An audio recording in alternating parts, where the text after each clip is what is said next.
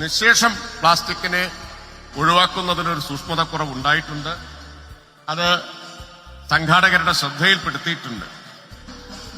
2 plastic കുപ്പി ഉണ്ടായിരുന്നു. MLA ഇന്ന് രാവിലെ TV വെച്ചപ്പോഴേ കണ്ടൊരു ക്ലിപ്പിംഗ് ആണ് ഞാൻ ഈ വീഡിയോയുടെ ആദ്യം കൊടുത്തിരുന്നത്. എന്ന് വെച്ചാൽ ബഹുമാനപ്പെട്ട മന്ത്രി MB രാജേഷ് ഒരു പൊതുപരിപാടിയിൽ പങ്കെടുക്കുന്ന സമയത്ത് ആ പരിപാടി സംഘടിപ്പിച്ച ഒരു വേദിയിൽ 2 പ്ലാസ്റ്റിക് കുപ്പികൾ വെച്ചിട്ടുണ്ടായിരുന്നു. അപ്പോൾ പുള്ളിക്കാരൻ പറയുന്നുണ്ട്, ഈ പ്ലാസ്റ്റിക് കുപ്പി കൂടി ഇല്ലായിരുന്നെങ്കിൽ ഇതൊരു മികച്ച പരിപാടിയായിട്ട് മാറിയേനെ, പ്ലാസ്റ്റിക് ഇല്ലാത്ത മികച്ചൊരു പരിപാടിയായിട്ട് മാറിയേനെന്ന്. അതിനുശേഷം ഞാൻ TV ഓഫാക്കിയിട്ട് നമ്മുടെ മുല്ലയ്ക്കൽ ടൗണിലോട്ട് വന്ന ആലപ്പുഴ. അപ്പോൾ ഞാൻ കണ്ട കാഴ്ച എന്ന് വെച്ച് കഴിഞ്ഞാൽ ഇവിടെ എല്ലാ കടകളിലും പ്ലാസ്റ്റിക് കൊണ്ട് ഉണ്ടാക്കിയിട്ടുള്ള പൂവുകൾ വെച്ചിട്ട് അലങ്കരിച്ചിരിക്കുക മിക്ക കടകളിലും. എന്ന് വെച്ചാൽ പണ്ട് നമ്മൾ ബന്ദി വെച്ചിട്ടൊക്കെ പൂവുണ്ടാക്കി, ബന്ദിപ്പൂ വെച്ചിട്ട് നമ്മൾ മാല ഉണ്ടാക്കി എല്ലായിടത്തും അലങ്കരിക്കുമായിരുന്നല്ലോ. അതിൻ്റെ ഡിറ്റോ സാധനം ഇപ്പോൾ പ്ലാസ്റ്റിക്കിൽ ഇറങ്ങിയിട്ടുണ്ട്.